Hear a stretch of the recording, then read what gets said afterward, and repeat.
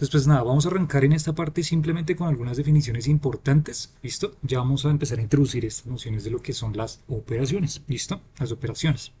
Entonces, antes de comenzar con las operaciones, vamos a ver algunos de las nociones principales que habitualmente aparecen en esta estructura de física matemática, ¿listo? Entonces, la primera noción que tenemos que tener presente es la famosa noción de cuerpo, ¿listo? El cuerpo no es ni más ni menos que el conjunto que vamos a usar en un área específicamente de aplicación. ¿Qué quiere decir eso? Por ejemplo, pues si vamos a trabajar sobre el conjunto de los reales, entonces pues ese conjunto de los números reales será un cuerpo. ¿Listo?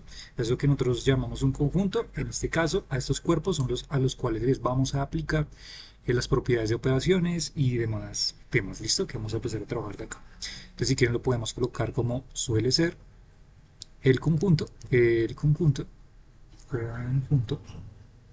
usado, como lo colocamos, como en un área en particular, en un área en particular. ¿Listo? Entonces, un ejemplo de esto, pues pueden ser justamente los números reales, pueden ser, por ejemplo, los números complejos que los vamos a estar utilizando bastante, etcétera. ¿Listo? Con los naturales, bueno, en fin. Entonces, para que vayamos acostumbrándonos de pronto a este tipo de lenguaje, ¿no? Listo. Lo segundo que hay que tener en cuenta es esta noción importantísima que se conoce como anillo. El anillo es tal vez una de las nociones más importantes que aparecen dentro de la estructura fundamental de las matemáticas porque los anillos son esos conjuntos de operaciones básicas que son los que nos permiten colocar el terreno de juego donde vamos a estar moviéndonos con los elementos de un conjunto o de un cuerpo particular. ¿Listo? Entonces podemos definir al anillo como, como un conjunto eh, con dos operaciones, de hecho particularmente dos operaciones. Dos operaciones. ¿Cuáles dos operaciones? Pues la famosa suma y multiplicación. ¿Listo? Y multiplicación. Suma y multiplicación que satisfacen eh, las propiedades usuales, propiedades de, entonces aquí tendríamos, entonces tendríamos por ejemplo la propiedad de cerradura, tendríamos la propiedad de asociatividad, ¿cierto? Esas que nos enseñan como desde que estamos bien chiquitos, esas propiedades. Elemento neutro, elemento neutro, elemento opuesto, elemento opuesto y propiedad distributiva. ¿Listo? Y distributiva. Aquí falta uno importante, pero justamente bajo esa importante es que el anillo se puede dividir en dos clases importantes de estructuras operacionales. Entonces, una la define la conmutatividad, que podamos generar conmutatividad entre los elementos que estamos trabajando o no, o la no conmutatividad. ¿Listo? Porque es importante tener en cuenta esto, chicos, porque prácticamente en este curso que nosotros vamos a desarrollar, la estructura de teoría de grupos está basada sobre muchas de las aplicaciones usando matrices. Y justamente las matrices, si ustedes bien lo saben, son elementos que no conmutan. Por lo tanto, justamente al no conmutar, entonces varias de los grupos que nosotros vamos a estar desarrollando, vamos a estar realmente manejando justamente sobre esas aplicaciones en mecánica cuántica y demás, sobre estructuras no conmutativas. ¿Listo? Entonces, evidentemente estas estructuras no conmutativas, ¿listo? Las coordenadas, que ya les voy a decir más adelante qué significan las coordenadas en este lenguaje, van a formar lo que se llama un álgebra no conmutativa. ¿Listo? Entonces, importante para que lo tengan en cuenta. ¿Listo?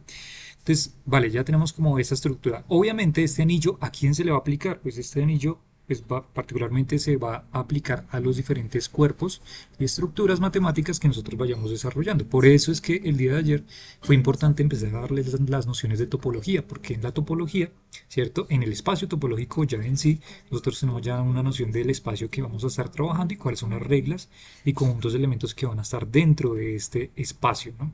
Que sería el espacio topológico.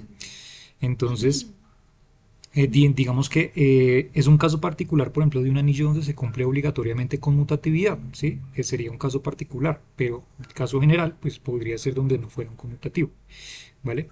Entonces, a un cuerpo K, particularmente a un cuerpo K, donde se cumple la propiedad de conmutatividad bajo esta estructura de anillo, a esta propiedad de conmutatividad, a este cuerpo K al cual se le está aplicando, es lo que se le conoce usualmente como un grupo abeliano. ¿Listo? Un grupo abeliano. Abeliano. ¿Listo? Bajo una operación de suma junto con producto asociativo, conmutativo, distributivo sobre la suma, con elemento de unidad como ya sabemos, pues tal que dos elementos, tal que cada elemento no cero, pues solamente pertenece al cuerpo o al conjunto que estamos trabajando, además de que posee un inverso multiplicativo, ¿sí? De tal manera que, por ejemplo, tener esta estructura es equivalente a tener esta estructura de acá, ¿vale? Que esto a su vez es equivalente a la unidad, ¿listo? Y que además esta unidad y todas las propiedades que les acabé de mencionar hacen que pertenezcan al cuerpo en el cual nosotros estamos trabajando. Digamos que estamos trabajando de asociatividad. El resultado después de esta operación trabajada allí, pues cada uno de estos elementos finales, ¿sí? Tendrán que pertenecer evidentemente al cuerpo que estamos trabajando, ¿vale? Entonces, digamos que para cuando uno va aprendiendo desde que uno es infante chiquitito sobre estas operaciones básicas, cuando uno hace aritmética, ¿cierto? Por ejemplo, en colegio, uno usualmente lo que está utilizando son grupos abelianos por todo el mundo. ¿Listo? ¿Sí? Y ya las aplicaciones ya no conmutativas, digamos que es un área un poco ya más profunda y que ciertos campos la utilizan porque hay que tener ciertos cuidados, ¿no? Sobre este tipo de álgebras que se empiezan a crear acá, pero que son muy interesantes de hecho. ¿Listo? O sea que podemos decir como que el anillo es lo más general, ¿sí? La propiedad del anillo es lo más general que nosotros podemos tener en una estructura matemática. Entonces, ¿qué es lo que se dice? O cómo es usualmente como se menciona. Entonces, usualmente la propiedad del anillo dice, como se los voy a leer a continuación, dice un anillo R es un grupo abeliano bajo una operación de suma dotado con producto asociativo, distributivo sobre la suma, con elemento unidad, que puede ser conmutativo o no puede ser conmutativo. ¿Listo? Ahora, ¿qué es lo que pasa? Una vez ya definimos entonces estas propiedades operacionales sobre el cuerpo, ¿vale? Entonces es allí donde podemos empezar a crear estructuras matemáticas un poco más abstractas. Por ejemplo, una de ellas es una bien conocida que ustedes la conocen, que es el famoso espacio vectorial. ¿Listo? Entonces, ¿qué es un espacio vectorial? Un espacio vectorial, ¿vale? Y vamos a llamar a este espacio, si quieren, V mayúscula. ¿Listo? Para darle un nombre. Un espacio vectorial sobre el cuerpo K. Entonces es importante tener en cuenta que estos espacios vectoriales los aplicamos justamente sobre los cuerpos, ¿vale? Sobre los conjuntos, ¿sí? No es que como que los espacios vectoriales vivan ahí porque sí, eso no existe en la vida real. En la vida real, bueno, estamos en la vida real, pero en la vida imaginativa de nosotros se están aplicando realmente a cuerpos que estamos utilizando, ¿listo? Entonces el espacio vectorial sobre el cuerpo K es un grupo abeliano bajo la operación de suma, ¿listo? Que posee una operación de multiplicación escalar. Entonces, ¿qué es esto de multiplicación escalar? Pues es escalar estas cantidades que pertenecen al espacio vectorial, ¿no? Entonces, vamos a colocarlo así, que esto sé que ya muchos lo reconocen, multiplicación escalar. Entonces tomamos, por ejemplo, dos valores, lambda y v, ¿sí? Donde lambda por v pertenecen justamente al espacio vectorial. Entonces, fíjense que aquí lo que estamos haciendo es, estamos tomando, bueno, ya les coloco específicamente a qué estaríamos haciendo referencia al lambda. Aquí les coloco, si quieren, por un ladito lambda, estaríamos diciendo lo que pertenecería justamente al cuerpo, ¿sí? Al conjunto del cual nosotros estamos desarrollando, y v, pues pertenecería justamente al espacio vectorial. Quiere decir que la estructura vectorial que nosotros estamos tomando la estamos escalando, ¿cierto? Dentro del cuerpo, digamos, volviendo digamos, la longitud de un vector, pensémoslo así, un poco más grande o un poco más pequeño, ¿cierto? Simplemente lo que estamos haciendo es escalar esta propiedad, digamos que viene incluida dentro del paquete, ¿no? Y además sabemos que es distributiva sobre la suma, y pues que cumple también esto, aunque parezca trivial, pues también lo cumple, ¿no? La multiplicación escalar de la unidad, ¿sí? Para todo, obviamente, para todo V que pertenezca al espacio vectorial. ¿Listo? Espacios vectoriales, ¿de qué tipos hay? ¿De qué tipo de sabores, colores, olores? Pues bastantes, ¿no? Pues de hecho es que nos vamos a enfocar nosotros en este curso en el espacio de Hilbert, que es un tipo de espacio vectorial, ¿sí? Pero digamos los que utilizamos usualmente allá dentro de la mecánica vectorial para la física clásica, digamos que son espacios vectoriales que pueden comportarse un poco distintos, ¿no? Un poco ligeramente distintos, entonces pues hay que tener en cuenta sobre qué espacio vectorial estamos trabajando. Y entre otra también de las cualidades por ahí que empiezan a aparecer es lo que se llama un álgebra. ¿Listo? Entonces un álgebra, en este caso vamos a llamarla A, también se va a aplicar sobre un cuerpo, ¿listo? O sea, no es que la álgebra exista por sí sola, sino que la vamos a aplicar directamente a un cuerpo, ¿listo? Y entonces el álgebra A sobre un cuerpo K va a ser o es un anillo, que es a su vez un espacio vectorial sobre K, ¿listo? Tal que vamos a tener lo siguiente. Entonces vamos a tener lambda paréntesis AB es igual a lambda A, cierro paréntesis B, que a su vez también va a ser igual a por paréntesis lambda B. Para todo lambda que pertenece al cuerpo y para todo a B que pertenece al álgebra, ¿listo? Entonces fíjense que aquí a diferencia de los elementos que estábamos tomando, por ejemplo, que pertenecen al cuerpo, ¿sí? Aquí el álgebra ya nos está incluyendo algunos elementos nuevos ahora, ¿sí? Esos elementos con los cuales nosotros podemos empezar a generar los diferentes tipos de operaciones, ¿sí? Esto es intuitivamente algo muy básico, ¿sí? Pero digamos que la profundidad de esto cuando empezamos a adentrarnos más en el mundo cuántico, pues empieza a tener una relevancia y es importante acordarse de estas nociones, pues como principales, ¿no? Entonces, por eso es importante tenerlo en cuenta, ¿listo? Perfecto. Entonces, vale, ya por este lado ya lo tenemos listo. Ahora vamos a también, entonces, a trabajar lo que sería otras nociones extra para añadir al paquete. Es que, bueno, bueno, aquí hay un apunte interesante y es que usualmente dentro de la geometría, perdón, dentro de la geometría no conmutativa, es muy usual encontrar, dentro de la geometría no conmutativa, vamos a colocarle NC, es usualmente encontrar que los cuerpos que se trabajan justamente allí vienen siendo los complejos, ¿no? Y por eso es que más adelante vamos a ver que justamente el espacio de Hilbert y demás está relacionado directamente con el mundo de los complejos, y es allí donde nos vamos a mover. O sea, los cuerpos que vamos a trabajar son justamente geometría, espacios no conmutativos que aluden a cuerpos que son complejos, ¿listo? Entonces para que lo tengamos ahí de referencia. Entonces, vamos a tomar entonces, usualmente, vamos a llamarlo así, si x mayúscula, vamos a colocarle x mayúscula, es igual a x1, x2, puntos suspensivos, xn, o sea, lo que nosotros llamamos el espacio, ¿sí? Y además esto es un conjunto finito,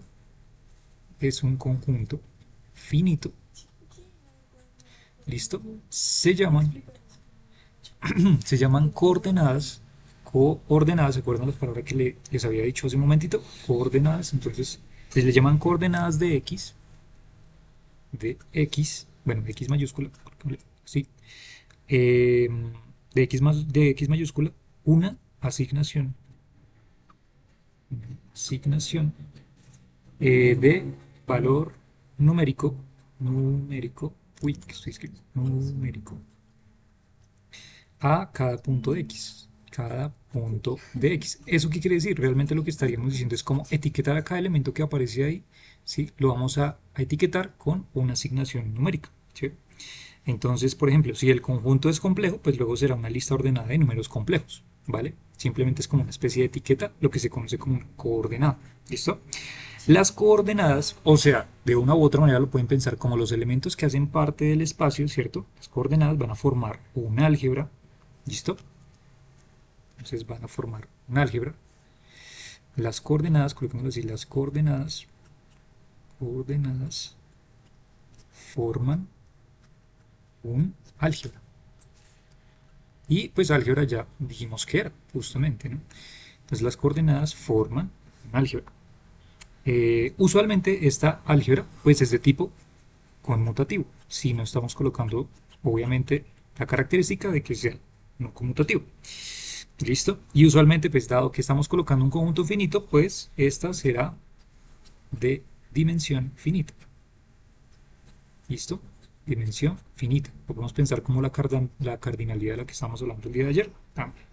Una dimensión finita n, que correspondería al último elemento del cual estamos trabajando. ¿Listo?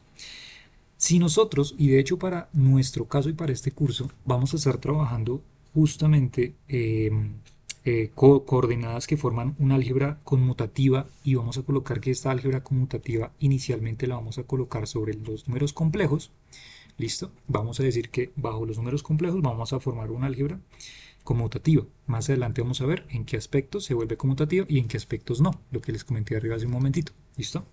Entonces, si estamos trabajando una álgebra conmutativa sobre los complejos, esta fusión de estos dos, álgebra conmutativa aplicada sobre el cuerpo de los complejos, entonces a esta álgebra se le coloca, o bueno, digamos que por notación, se le llama álgebra CX. ¿Listo?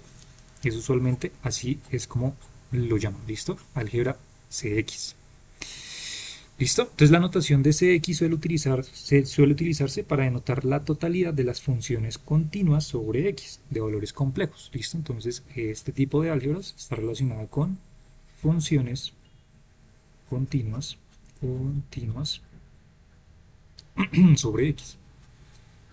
sobre X de valores complejos. De valores complejos. Uy, no sé por qué no está escribiendo. Complejos. Eso es. ¿Listo? Entonces, para que toda función sea continua, pues es suficiente que toda parte, o sea, del espacio vectorial que está contenido en X sea abierta. Y nosotros ya habíamos hablado un poquito acerca de qué era lo que significa que fuera abierta, ¿cierto? Es decir, que X tenga la topología discreta. Entonces, la característica para que sea abierta, ya sabemos que está correlacionada con que existan elementos dentro de la topología, ¿cierto? Pero esta topología, usualmente que nosotros estamos trabajando, donde existen estos elementos individuales, pues es la topología discreta, ¿no? Topología discreta. ¿Listo? Si X tiene una topología indiscreta, entonces la otra, las únicas funciones de X digamos, en un mapeo hacia unas funciones en Y, serían las funciones constantes. ¿Sí? Esperen que creo que alguien está intentando entrar. Listo. Ya está. ¿Vale? Entonces digamos que lo podemos pensar de la siguiente manera. Entonces recordemos que en la topología discreta podemos encontrar una relación entre puntos X, Y diferenciables, ¿cierto? Topología discreta,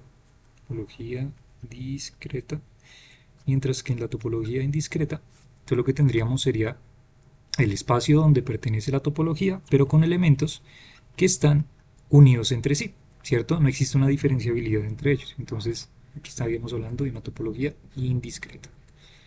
Vemos que este diagrama es un poquito intuitivo para entenderlo, ¿vale? Listo. Entonces, vale, por este lado ya por lo menos podemos terminar. Ahora déjenme aquí hacerles una aclaración importante también de estas álgebras CX que usualmente de pronto nos vamos a encontrar bastante, de hecho de las que vamos a estar utilizando, ¿listo? Y es esta noción de la diferenciabilidad. Porque cuando estamos hablando de funciones continuas, este concepto de diferenciabilidad va a aparecer directamente ligado, ¿listo? Y la diferenciabilidad, ¿qué es? O la diferenciabilidad C, simplemente, que es lo que alude a la letra C que nosotros acabamos de colocar en el álgebra conmutativa sobre los complejos. Esta es la diferenciabilidad y significa que se puede, como su nombre lo indica, derivar, ¿no? Que se puede derivar, ¿listo? Se puede derivar. Entonces, si nosotros estamos colocando, por ejemplo, vamos a colocar entonces la diferenciabilidad sobre el cuerpo, o bueno, más que el cuerpo, no, el espacio o las funciones continuas A. Entonces, pues esto es lo que significa. Funciones continuas en A. ¿Listo? Son funciones, no sé por qué está trabándose esto, funciones continuas en A. ¿Listo?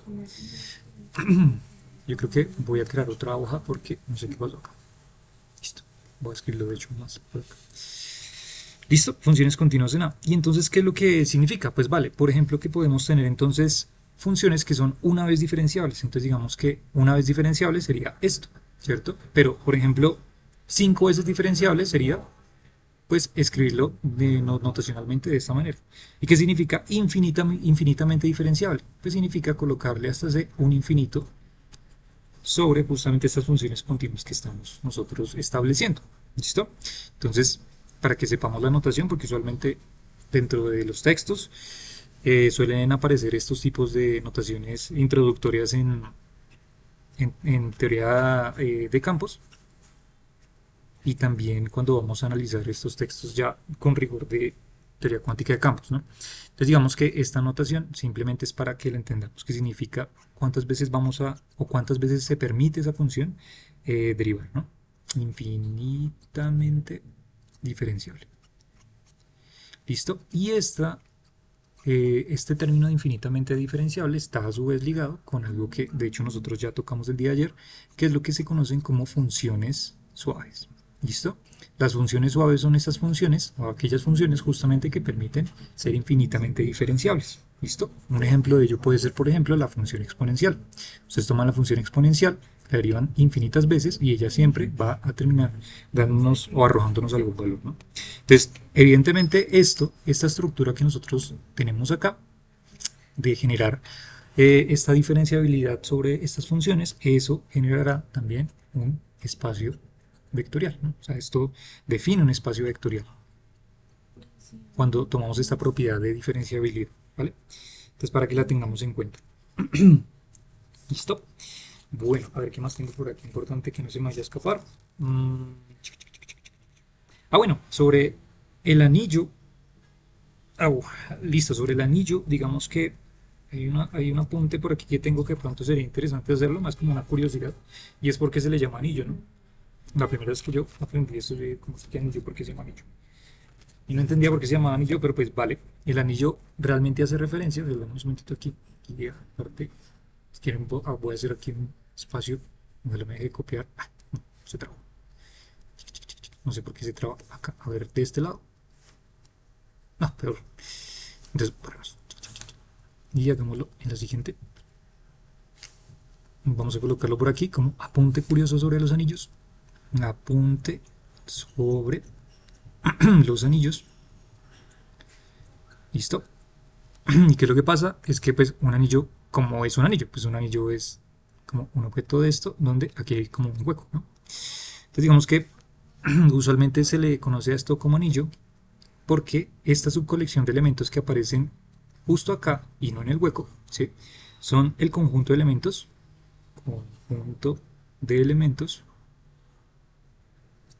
que tienen inversa. ¿Listo? Que tienen inversa. ¿Listo? Y esto de aquí sería el conjunto de elementos que no tienen inversa, bajo multiplicación o bajo multiplicación, bajo la operación de multiplicación. Entonces los que no tienen inversa. No tienen inversa. Y pues alguien que por ejemplo podemos pensar rápidamente que no tiene inversa dentro de un conjunto de elementos, ¿cierto? Por ejemplo pensemos en el conjunto de los reales, pues es el cero, ¿cierto? El cero no tiene inversa. O sea, hacer esto nos genera una inconsistencia. Entonces por eso es que aparece esta forma de anillo, ¿listo? Entonces allí es donde aparece de alguna u otra manera las propiedades donde a los elementos que tienen una inversa pues aparecen entonces estas cualidades de suma de elemento neutro, inversa, conmutatividad, si son grupos abelianos, si no son grupos abelianos pues no son conmutativos, ¿sí?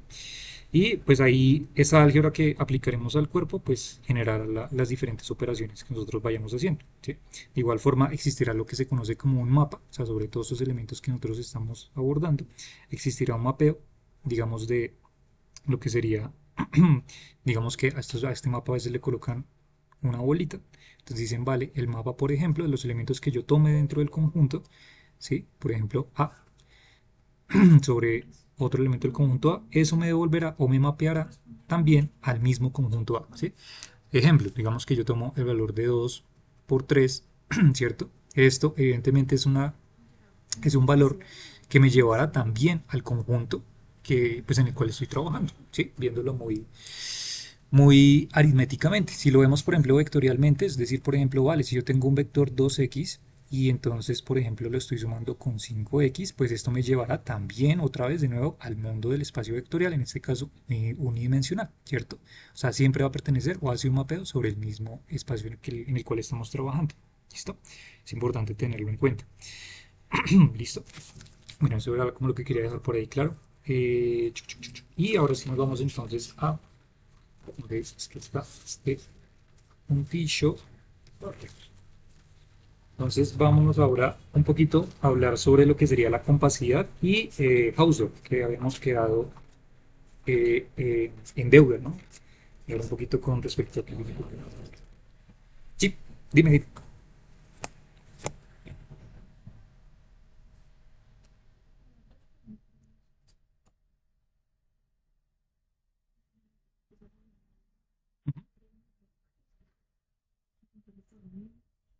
Digo,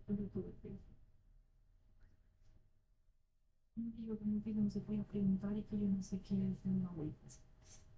Sí. Creo que, a ver, creo que lo que te estás diciendo está relacionado es con el teorema de Poincaré, creo que es, que creo que fue uno de los problemas del milenio que hace poquito resolvió, si no estoy mal, Gregory Perelman. Y creo que ese tipo resolvió un problema, pero sí, digamos que tenía que ver como con variedades y tenía que hablar, bueno, estaba relacionado con la convergencia de esas topologías que uno podía crear y aproximar a puntos, ¿no? Entonces digamos que por ejemplo, digamos el ejemplo habitual es por ejemplo tomar una taza, o sea, digamos como tener una taza como algo así. Y entonces, no sé si han visto como el ejemplo de volver esta taza a una dona, o sea, transformar esto en una dona. Topológicamente pues es posible, ¿no? Digamos que pues, haciendo como un mapeo o una traza pues de alguna forma de los elementos que aparecen acá, se puede convertir en estas figuras. O sea, y de alguna u otra manera lo que estaban buscando ellos era una especie de convergencia sobre ese teorema de Poincaré, si no estoy mal. Pero, no, pero sí, pero vale, entonces respondiendo a tu pregunta, digamos que ambos temas en principio están relacionados por las reglas generales que hemos discutido de la topología y demás, ¿sí? Pero digamos que la estructura como tal del anillo con respecto a las operaciones que nosotros hacemos acá, pues digamos que aquí lo que estamos concretando como tal son las operaciones que podemos hacer sobre los cuerpos y pues esta representación, puedes pensarlo más como una representación, son las operaciones que podemos hacer dentro de esos cuerpos, ¿listo? No tanto estamos hablando en este momento de formaciones, ¿sí? Ni de variedades, ni nada de eso, sino son de las operaciones que podemos hacer a los cuerpos. Es más una representación, ¿listo? Pero más o menos hacia allá va la idea. Listo, listo, listo. Listo, entonces, vale, consideramos entonces ahora sí el conjunto X, el que habíamos dicho, X que contiene entonces a cada uno de los elementos y de la cual a esos elementos le generamos una asignación numérica, ¿sí? Que era la coordenada, ¿listo? Entonces, con la topología discreta, recordemos que aquí estamos hablando elementos diferenciables entre sí, ¿no? Con la topología discreta. Entonces luego este posee pues dos propiedades importantes. Si tenemos un espacio que tiene una topología discreta y se comporta exactamente como nosotros lo estamos planteando hasta este momento, entonces va a tener dos propiedades importantes. Y aquí entonces es donde comenzamos con la primera importante, que es lo que se conoce como compacidad. ¿Listo? Entonces, ¿qué es lo que decimos? X es compacto. ¿Listo? ¿Y qué significa que sea compacto? Entonces generaliza la idea de un conjunto cerrado y acotado. ¿Listo? En el espacio, perdón, euclidiano. Entonces digamos que aquí lo que estamos diciendo es que esta noción de los cerrados, ¿cierto? Van a formar como tal el conjunto que nosotros estamos tomando, en este caso de referencia que sería X, ¿no? Entonces los elementos que vamos a tener de alguna forma van a estar acotados de esta manera. ¿Listo? Entonces un conjunto K en un espacio topológico es compacto si de cualquier colección de abiertos que lo cubren es posible extraer una subcolección finita de abiertos que también lo cubren. ¿Listo? Esta es la propiedad que se conoce usualmente también como subcobertura finita. Subcobertura. Cobertura finita. Y esto está relacionado con lo que vimos ayer rápidamente, así para hacerles así como no, ya hacerles como ¿cómo muevo esto? Acá. Hacerles el spoiler de esta noción que nosotros habíamos dicho de la relación entre abiertos y cerrados, que si se acuerdan era justamente esta última que habíamos mencionado acá, ¿no? Que justamente el complemento de los abiertos eran los cerrados Es simplemente la misma estructura, la misma que estamos mencionando aquí en este momento. ¿Listo? Entonces, por ejemplo, como colocar un ejemplo, por ejemplo, en R, ¿sí? Tener, por ejemplo, A, V cerrado, ¿sí? Se puede cubrir en una colección de intervalos abiertos y siempre se puede encontrar una subcolección finita que lo cubra.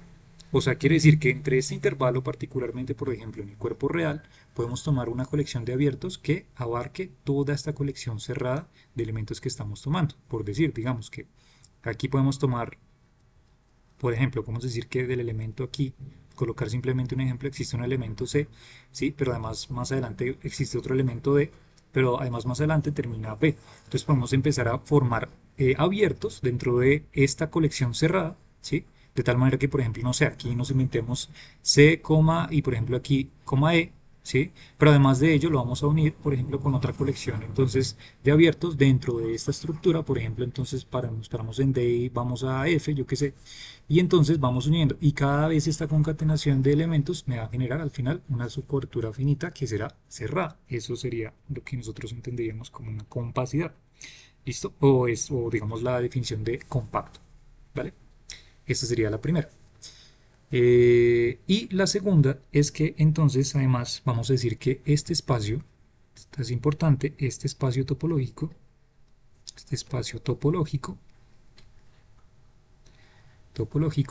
es de, y aquí viene la palabra clave, es de Hausdorff. ¿Listo? Un matemático, apellido Hausdorff. No me pregunten el nombre porque no me acuerdo, pero sé que es de apellido Hausdorff. ¿Listo? Entonces, ya vamos a hablar un poquito acerca de un poquito más en profundidad qué significa que sea Hausdorff, listo, pero en resumen es un tipo de espacio topológico con una propiedad que facilita la separación de puntos por lo que se conocen como entornos abiertos disjuntos, listo. Además equivale al álgebra de coordenadas conmutativa, o sea, quiere decir que tomamos entonces las coordenadas relacionadas a justamente la etiqueta numérica que habíamos mencionado del espacio, ¿sí? Y esa etiqueta con esas coordenadas podemos entonces construir un álgebra conmutativa. ¿Listo? Entonces se puede construir un álgebra conmutativo. ¿Listo? Y esto, pues, como les comento, está relacionado, pues de hecho, es que la relación es directa con lo que se conoce como un espacio topológico de Hausdorff. ¿Listo? Un espacio topológico de Hausdorff nos permite entonces tomar las coordenadas de este espacio y crear un álgebra conmutativa. ¿Listo? Esto es lo que nosotros ya los conoceríamos como este grupo abeliano. ¿Listo? Entonces vamos rápidamente a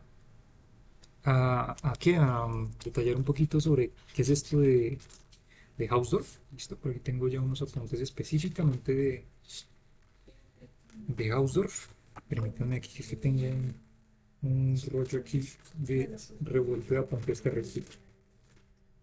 ¿Dónde está? Vamos a ver. Entonces, a ver, mientras tanto, ¿hay alguna pregunta? Si tienen alguna pregunta, si quieren la pueden ir haciendo de una vez, Emilio. Pero voy buscando aquí rapidito.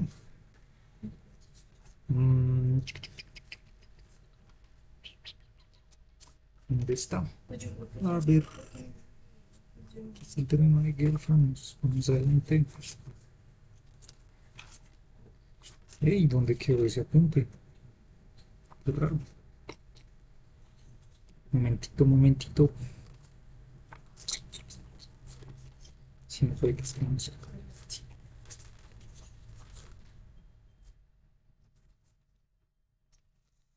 Ah, bueno, pero aquí hay otra parte que me gustaría comentarles, pero esta parte yo creo que la toco un poco más adelante.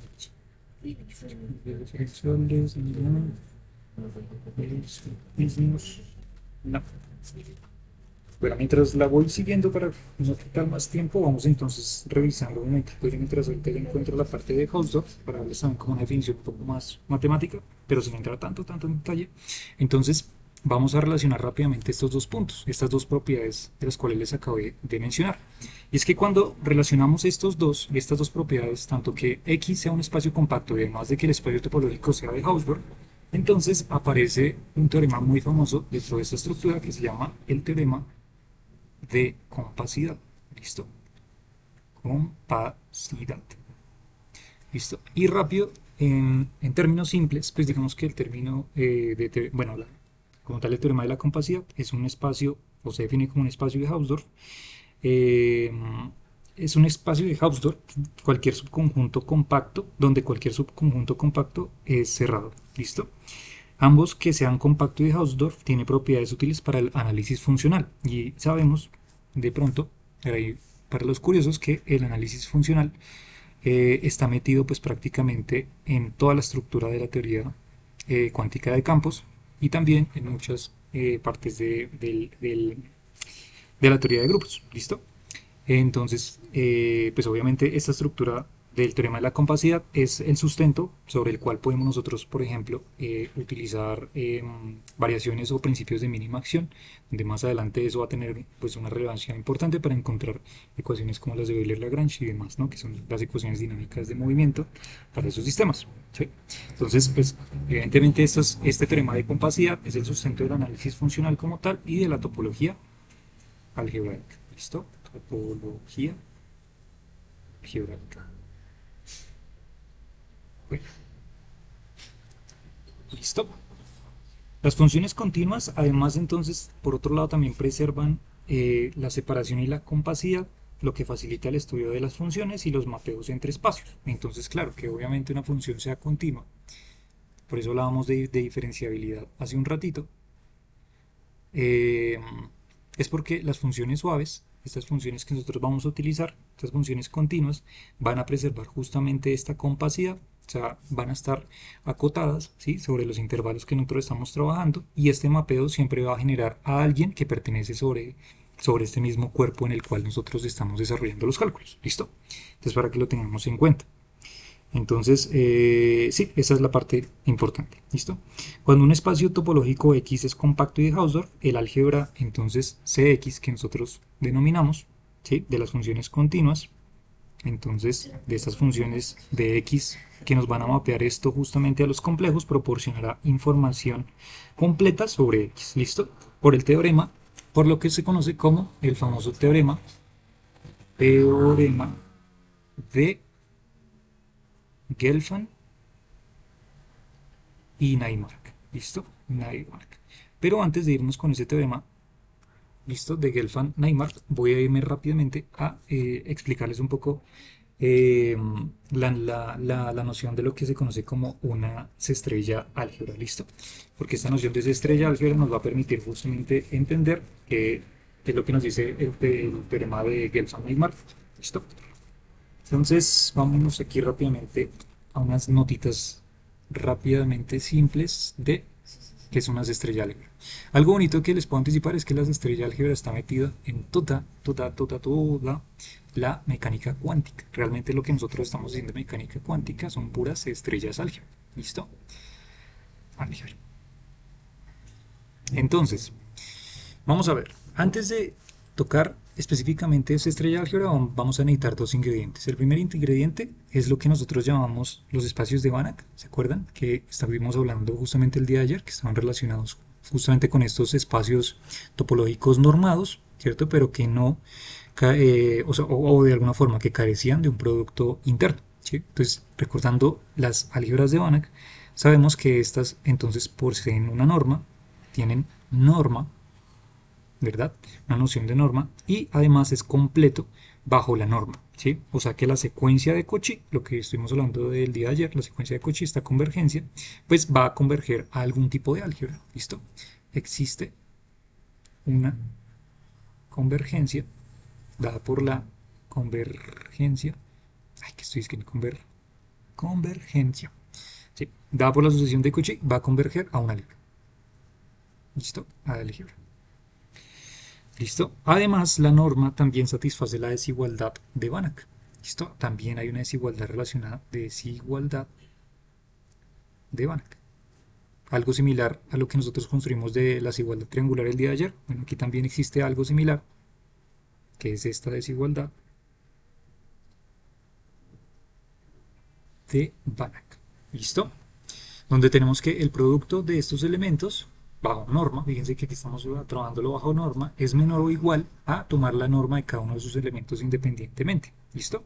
Esto, de hecho, ustedes lo pueden pensar, algo también que es una manera bonita de pensarlo, es por ejemplo, cuando nosotros, por ejemplo, estamos calculando productos cruces, ¿no? O productos vectoriales que se llaman, o también los productos internos o productos escalares en el espacio vectorial, ¿sí? Porque sabemos que ahí hay por ahí infiltrado un seno del ángulo entre ellos y un coseno del ángulo entre ellos, y eso permite justamente que las normas de estos espacios pues sean diferentes, ¿no? O sea, cambien con respecto a ese ángulo, o sean menores o sean mayores, ¿listo? Además, entonces, solo consideramos álgebras de números complejos, ¿listo? Para nosotros, o sea, o de cuerpos complejos, para nosotros, que es lo que nos va a interesar, ¿listo?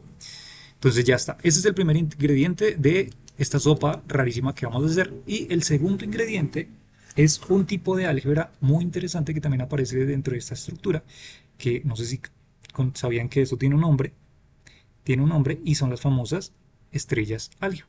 ¿Listo? ¿Qué es lo que pasa? Estas estrellas álgebra, esto es una estrella, a diferencia de estas, son como puntos, más bien voy a colocarle puntos para que no se haga confusión, puntitos, eso. La estrella álgebra, particularmente, ¿qué características tiene? Entonces, tiene operadores, lo que se conocen como operadores unarios o pertenecientes justamente a esta álgebra, que pues va a ser nuestra estrellita. ¿Listo? La estrella o operador estrella. Operador estrella. ¿Listo? El operador estrella. En segundo lugar, tiene una de las propiedades más importantes, que es la involución. Entonces, esta señorita tiene involución. ¿Listo?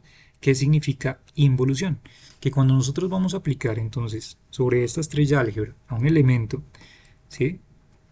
Estrellado, nuevamente la estrella lo que hace es involucionarlo y nos permite regresar de nuevo simplemente al elemento sin aplicar el operador estrella. ¿Listo? Esto, si ya se van dando cuenta, se va pareciendo bastante a lo que nosotros aprendemos por allá en matemáticas avanzadas, ¿no? O en análisis complejo. ¿Listo? Además, también la operación estrella, ¿listo? Es linealmente conjugado. Linealmente conjugado. ¿Listo? ¿Qué significa eso? Que si nosotros vamos a aplicar la operación estrella, entonces, a por ejemplo, estructuras como estas, ¿listo? Esto simplemente que devolverá. Entonces, recuerden cuáles son las características que tiene el lambda, A y B, ¿sí? Que estas ya las definimos para el espacio vectorial y para el álgebra. Entonces, ¿esto qué me devolverá? Pues simplemente me devolverá esta cosa, ¿cierto? Que si ya recuerdan, eso tiene un nombre, ¿cierto? Además de el término o el valor, en este caso A, con el operador estrella, más el término B con el operador estrella, que son pertenecientes, ¿cierto? De aquí a antecitos de lo que habíamos definido hace un momentito. Por aquí, creo que fue. Por aquí, sí, efectivamente por acá. Son elementos que pertenecen particularmente al álgebra o que pertenecen al cuerpo, ¿sí? En este caso, el lambda, recordemos que pertenece al cuerpo, por tanto aparece justamente como una conjugación, ¿sí? Y los operadores, en este caso, bueno, los operadores no voy a llamarlos todavía, el spoiler no es, sino que son los elementos del álgebra, van a ser estrellados bajo la operación unaria. ¿Listo? Y además, por último, existe una propiedad que se le conoce, la estrella álgebra esta palabra es terrible, nunca me ha gustado, anti-homomorfismo. Homomorfismo. ¿Listo? ¿Y qué significa un anti-homomorfismo en este caso de una estrella álgebra? Pues simplemente significa que cuando tenemos un producto, ¿sí?, de elementos del álgebra y los vamos a estrellar, pues esto simplemente lo que va a hacer es invertir los elementos y estrellarlos independientemente, ¿sí? Se invierte el orden de las operaciones, pues. ¿Listo? Ese sería un anti-homomorfismo. De hecho, por aquí tenía también para ustedes una colección de palabritas por ahí que usualmente también aparecen dentro de esta literatura y que me parece importante también como tenerlas en cuenta, tanto para futuros lenguajes más adelante que vayan a salir como exóticos.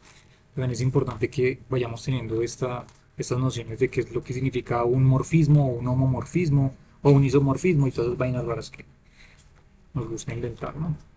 Entonces, pues ya está. Entonces, un momentito donde tenía. Ay, se me perdió la hoja.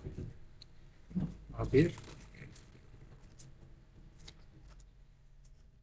por aquí, ¿dónde estoy? Sí fue.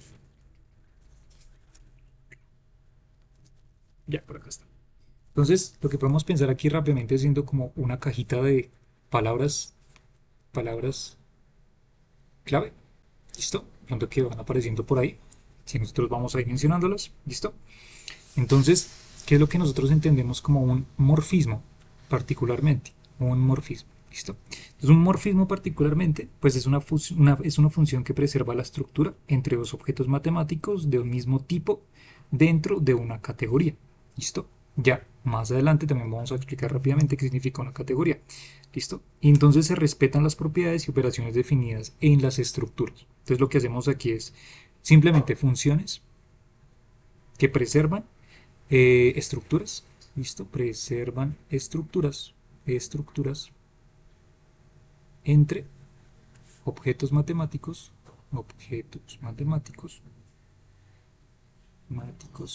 que pertenecen a la misma categoría. ¿Listo?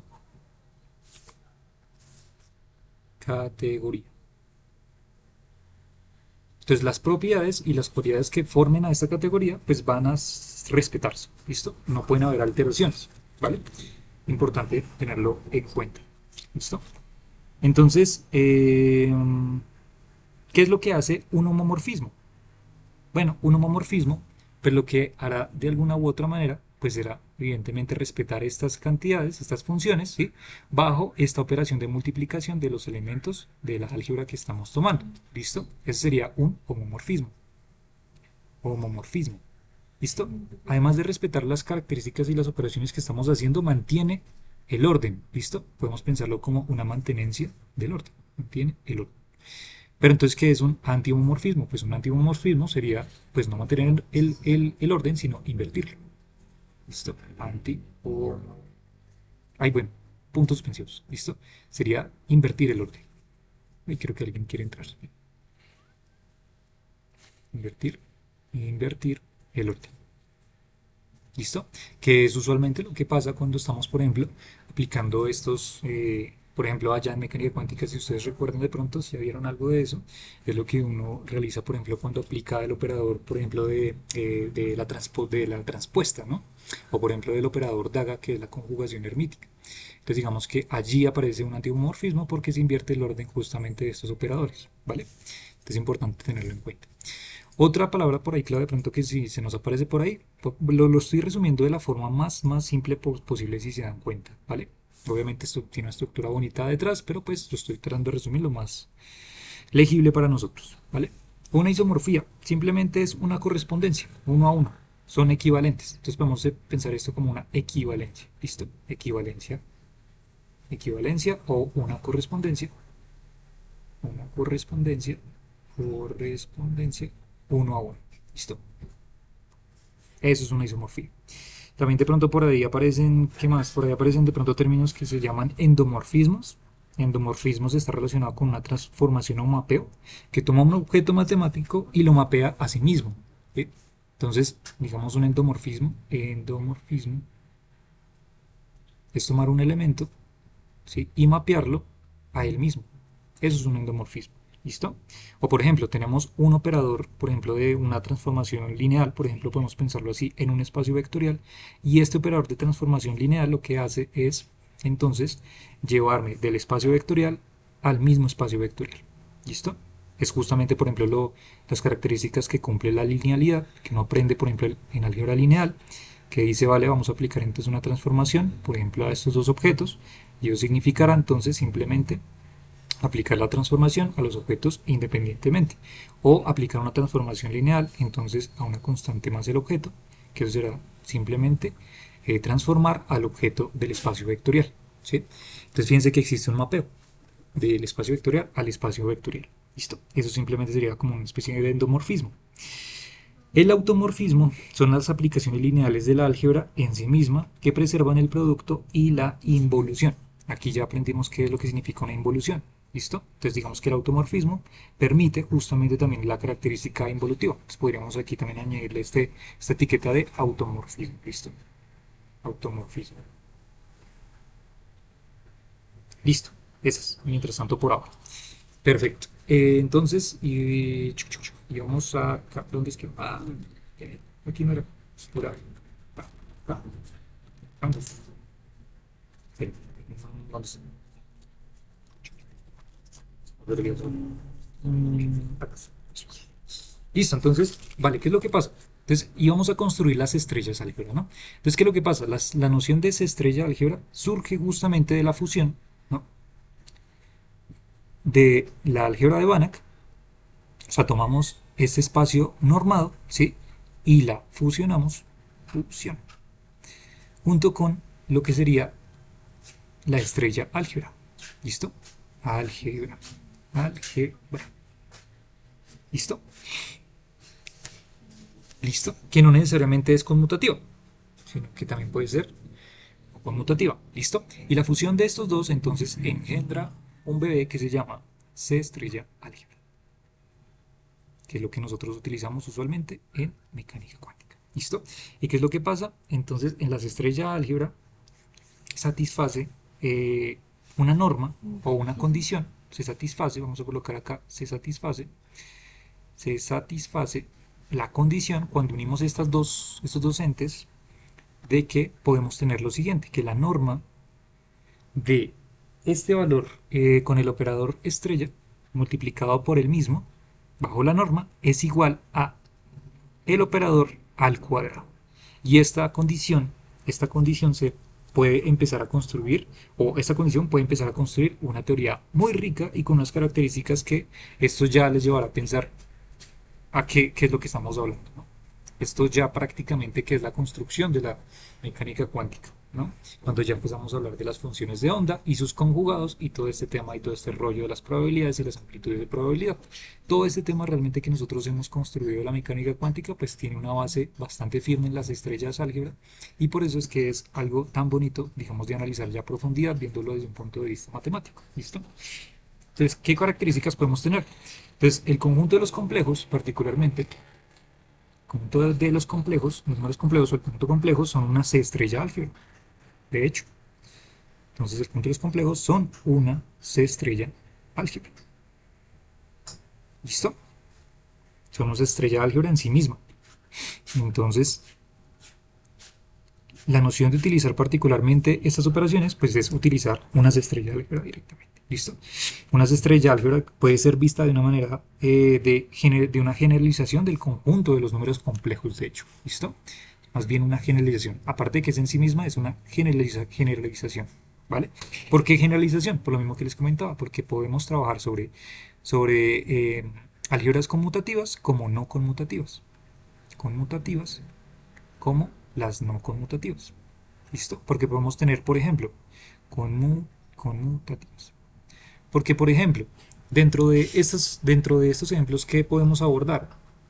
Por ejemplo, piénsese usted, abordar, por ejemplo, la definición de lo que nosotros entendemos como complejo. Pues digamos, tenemos esto, ¿verdad? Y entonces digamos que vamos a tener otro, su conjugado. Y su conjugado sabemos que simplemente es invertir el signo puesto, ¿no? Sería el negativo acá. Y entonces nos preguntamos lo siguiente, vale, ¿será que hacer el producto de estos dos términos equivaldrá a hacer el producto de estos términos de acá?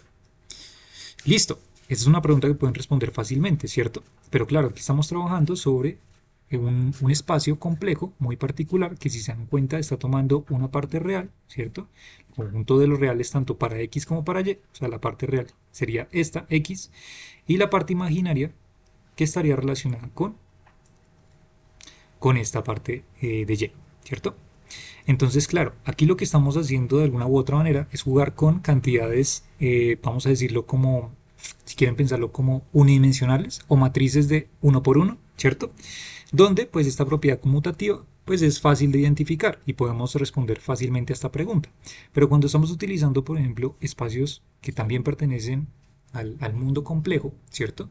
Y vamos a jugar con productos, por ejemplo, entre ellos, pero ahora ya no estamos trabajando este tipo de estructuras, sino estamos trabajando matrices, por ejemplo, de 2 por 2, ¿cierto? Y entonces vamos a, por ejemplo, a jugar con sus inversas o a empezar a jugar con sus transpuestas y demás.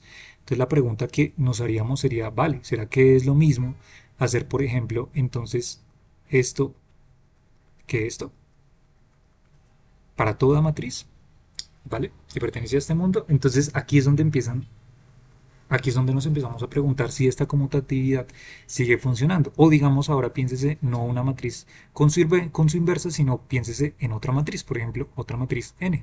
¿Será lo mismo multiplicar esto que esto? ¿No? Entonces, por eso es que esta clasificación de las estrellas álgebra nos empieza a generalizar un poco más de este mundo que nosotros ya hemos como, tocado, digamos, en física, ¿no? Entonces digamos que esa sería como una noción general para que lo vayan teniendo en cuenta, ¿no? Y es algo bastante pues interesante, ¿verdad? Entonces, ¿qué más tengo por aquí importante de las estrellas de álgebra? Eh, bueno, aquí también hay algo importante. X es, cuando X es localmente compacto, que ya lo mencionamos, dijimos que era de Hausdorff. ¿Sí? Luego, cuando conocemos entonces funciones continuas, funciones C, habíamos dicho que estas funciones íbamos a llamarlas C, ¿cierto? C de X, estas álgebras que pertenecen entonces allí, sobre X, entonces pues ellas van a desaparecer en el infinito. Si vamos a seleccionar algunas, justamente, algunas funciones continuas sobre X que desaparecen en el infinito, entonces ellas también van a pertenecer justamente al mundo o a la operación de ser una C estrella álgebra. ¿Listo? ¿Qué más hay por aquí importante? Pronto, como notitas que ustedes tengan. Pues una de las importantes, pues de hecho ya la dije por allá arriba, pero pues justamente de las características es que permite que este operador estrella, al aplicarlo por ejemplo a una función, pues esto la convierte en esta notación usualmente que colocamos de una rayita encima, ¿no? Sería ese conjugado. ¿Sí? Listo. Las estrellas álgebra no conmutativas, entonces cuando estamos hablando de mundos conmutativos ya colocamos el ejemplo, ¿cierto? De la estructura, por ejemplo, real e imaginaria, cuando definimos, por ejemplo, a z, usualmente que siempre lo utilizamos. Ahora, por ejemplo, tomar una C estrella álgebra no conmutativa, no conmutativa, entonces allí es donde nos vamos a remitir a lo que va a aparecer en teoría de grupos por todos lados, y son las famosas matrices. ¿Listo? Cuando tomamos matrices complejas, ¿sí? Estas matrices denotan pues, el conjunto de matrices n por n que son complejas. ¿Listo? Entonces, pues ya sabemos que al pertenecer al mundo complejo, pues las matrices son una estrella álgebra por excelencia, ¿no? Son una estrella álgebra por excelencia. ¿Listo? Entonces la multiplicación regular de matrices ya sabemos que no va a ser conmutativa. Aquí en este caso la multiplicación o la operación de multiplicación no es conmutativa. ¿Listo? La estrella como tal, como operador, bajo esta álgebra no conmutativa, ¿listo? Es una conjugación hermítica. ¿Listo? ¿Qué quiere decir eso? Dotada pues obviamente por conjugación, esta conjugación hermítica, dotada por esta usual notación de la daga, ¿cierto? Que es la transpuesta conjugada. Entonces, simplemente lo que equivaldrá a decir es que cuando aplicamos entonces esta conjugación hermítica a dos operadores, similar a lo que les definí hace un momento arriba, ¿cierto? Lo que permitirá será entonces invertir los elementos que estamos tomando, ¿cierto? Que ya conocemos, bajo esta operación de conjugación hermítica para ambos, ¿vale? Para que lo tengamos en cuenta. ¿Qué más tengo por aquí importante? Las matrices pueden ser generalizadas a operadores sobre el espacio de Hilbert. Entonces digamos que aquí en un inicio, cuando vamos a empezar a utilizar estos tipos de estructuras matemáticas, de estas álgebras matriciales, ¿cierto? Estas matrices, cuando las vayamos a aplicar entonces directamente o a convertirlas a operadores, cuando transformamos estas matrices del mundo complejo a hacer operadores, ¿no? Piénsese, por ejemplo, allá en mecánica cuántica uno aprende, por ejemplo, los operadores, por ejemplo, los de Pauli, ¿sí? Que son estas matrices que aparecen allí. Estas entonces van a tener que pertenecer a un espacio vectorial. Pues, ¿por qué un espacio vectorial? Pues porque, claro, cuando vayamos a aplicar todo este mundo al espacio de la mecánica cuántica, el espacio vectorial por excelencia que utilizamos es justamente el espacio de Hilbert. ¿Listo? Espacio de Hilbert. donde viven todos estos operadores que vamos a conocer más adelante, que espero, y más adelante pues vamos a rectificar que conozcamos por lo menos la noción de lo que es un bra y un ket, que son estas operaciones usualmente que aparecen como notación de Dirac para definir estados cuánticos, ¿no? Y sabemos que estas nociones de producto interno que van a definirse,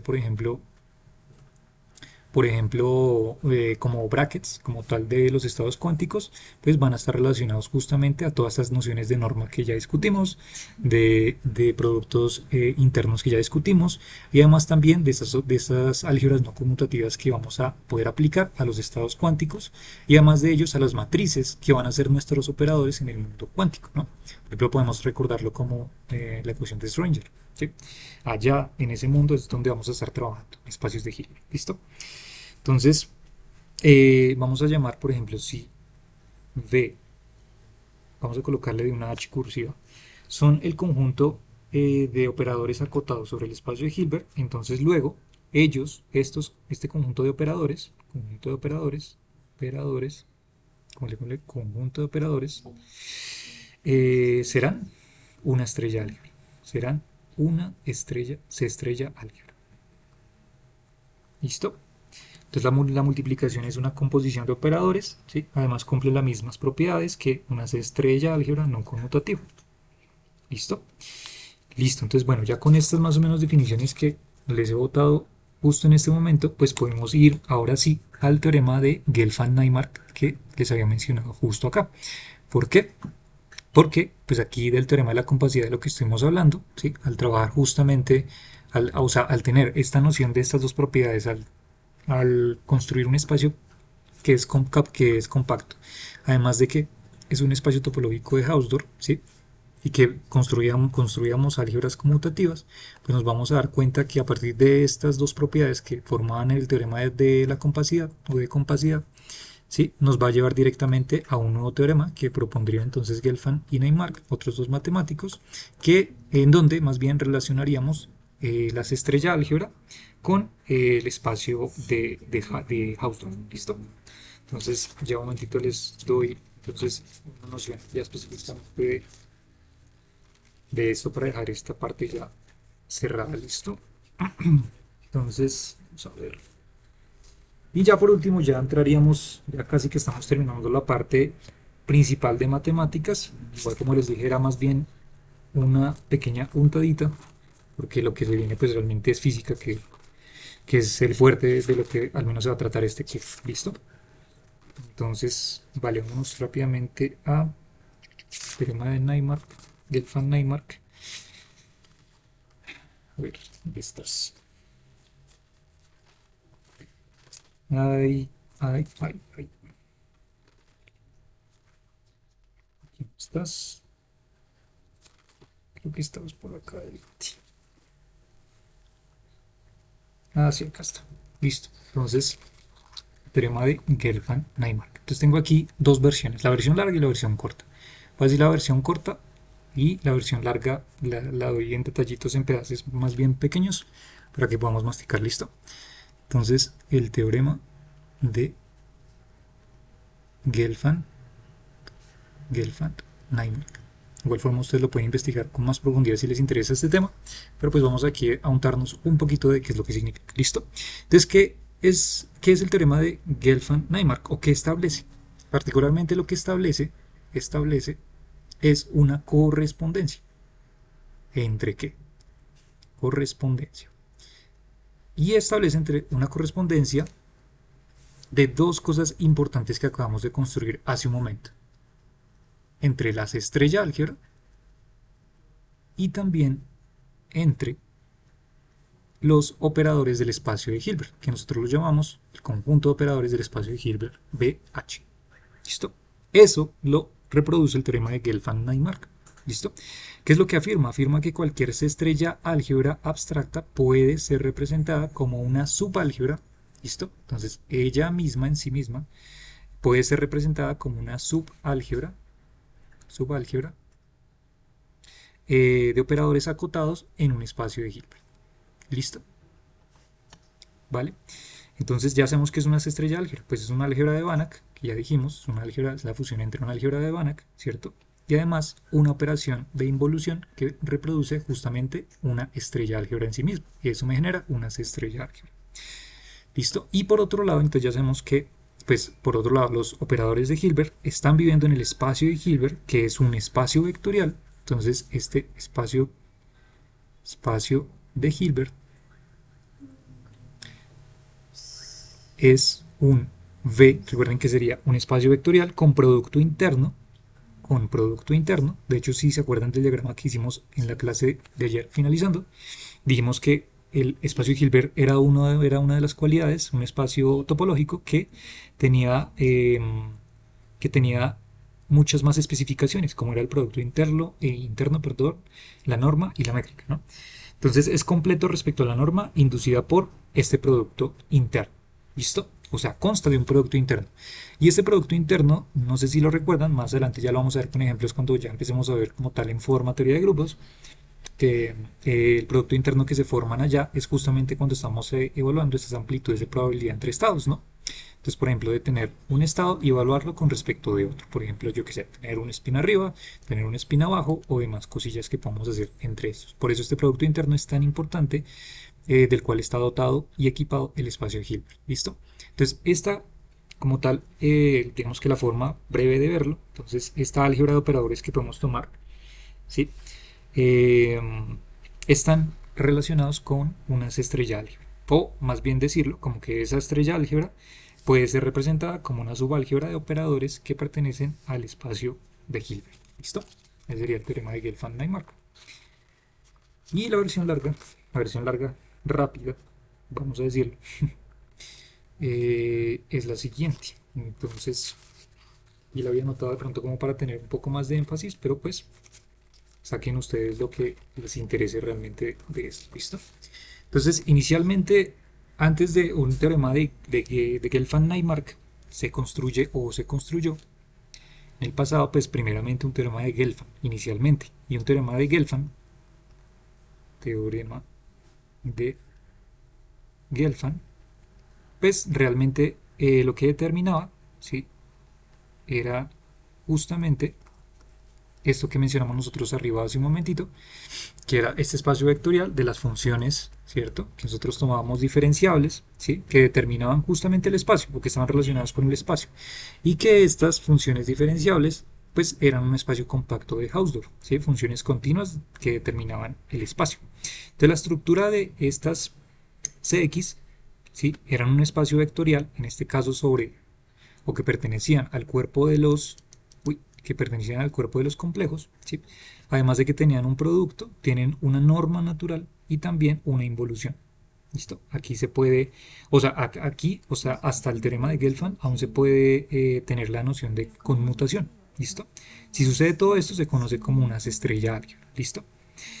¿Qué más tengo por aquí importante? Bueno, también está lo del espacio de Hilbert, normal, dotado, listo. Y ya una vez ya tenemos entonces esta noción de estas funciones eh, dentro de un espacio compacto de Hausdorff, entonces cuando vamos a replicar ya el teorema de Gelfand-Naimark completo, entonces es esta correlación entre ambas, ¿no? Entre las estrellas álgebra y entre los espacios de Hilbert con estos operadores eh, eh, que forman esa correspondencia, ¿no? Entonces aquí tenemos una topología no conmutativa, entonces se puede considerar una estrella álgebra como el dual de un espacio no conmutativo, que en este caso pues sería el espacio de Hilbert, ¿no?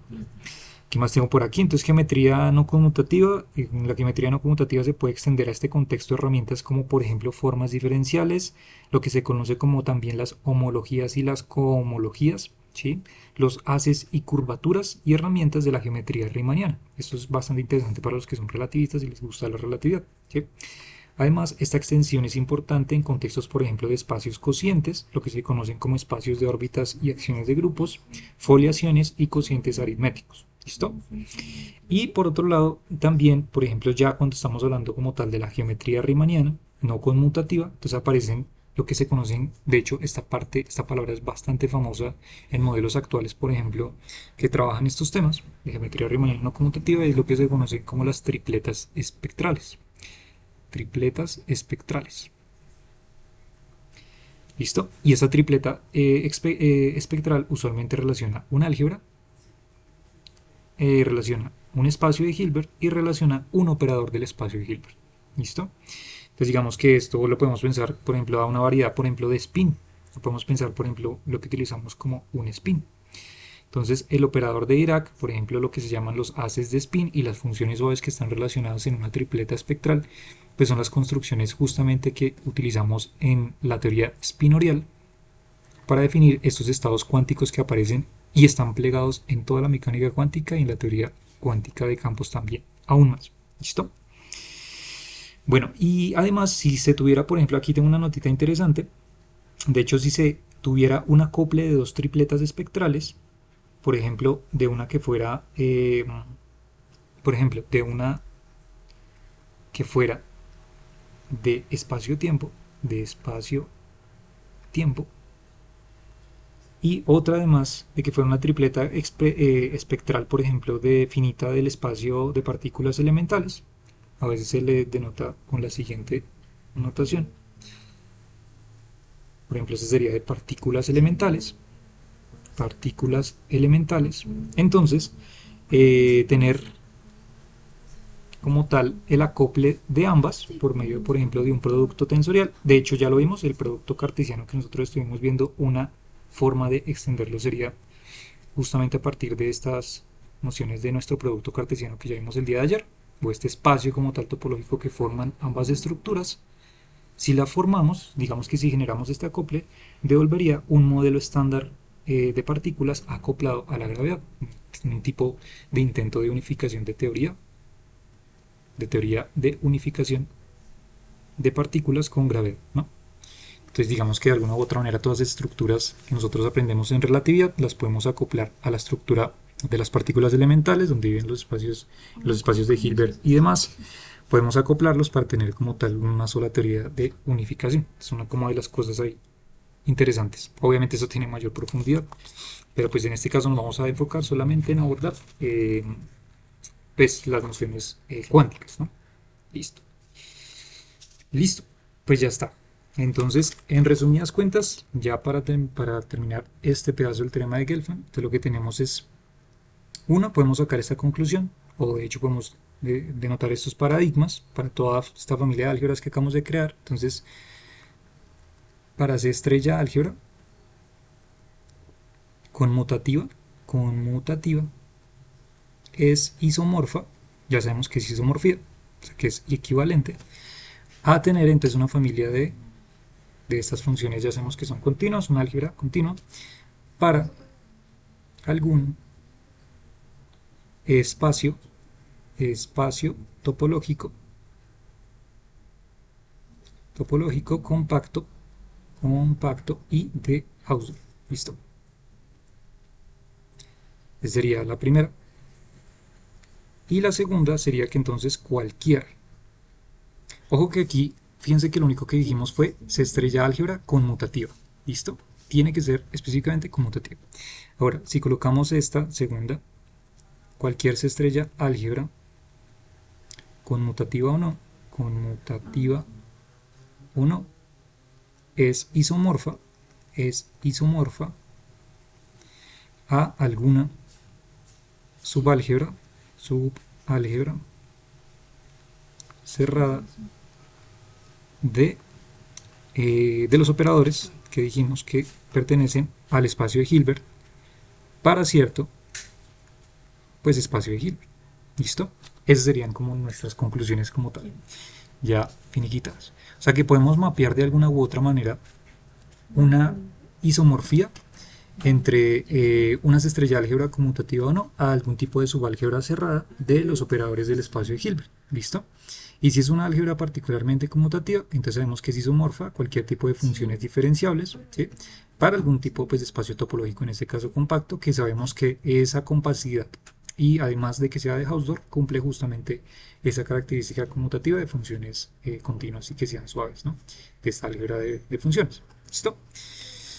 Listo, perfecto. Entonces ya por este lado, maravilloso, ya terminamos este aspecto. Entonces vamos a finalizar ya este tema, esta relación finalmente con lo que serían las categorías. Damos unas conclusiones finales de las matemáticas y cómo se relaciona todo esto con teoría de grupos y por qué, ¿sí o no?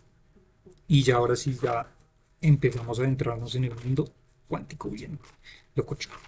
Entonces, vamos rápidamente a lo que es una categoría. Una categoría, pues la voy a tratar de resumir de la forma más simple posible. ¿Listo? Pues para que lo entendamos. Entonces, vamos rápidamente con lo que sería una categoría, que hizo parte de una de las definiciones que vimos arriba. Entonces, una categoría simplemente o más bien, es una formalización. Una categoría formalizan correspondencias. Correspondencias entre distintos tipos Sí. de objetos matemáticos. ¿Listo? Además de asociar, digamos, los objetos subyacentes, también se asocian las aplicaciones apropiadas a dichos objetos. Quiere decir que si existen operaciones sobre estos objetos matemáticos, entonces también se analizan las correspondencias entre ellos. ¿Listo? Entonces se puede entender lo que se llama una equivalencia de categorías. Equivalencia de categorías. Categorías. ¿Listo? Entonces, el teorema de Gelfand y Neymark establece la existencia sobre dos correspondencias. Quiere decir que el teorema de Gelfand-Neymark, pues evidentemente está relacionado con una equivalencia de categorías. ¿Vale? Una equivalencia de categorías, según dimos la definición, ya no me acuerdo dónde era. Bueno, donde la dimos, creo que fue atrás. Bueno, entonces cuando vimos esta correspondencia, pues lo que estamos realmente haciendo en secreto, pues era una equivalencia de categorías justamente entre eso, entre un espacio topológico compacto y de Hausdorff y entre una estrella álgebra con unidad, ¿sí?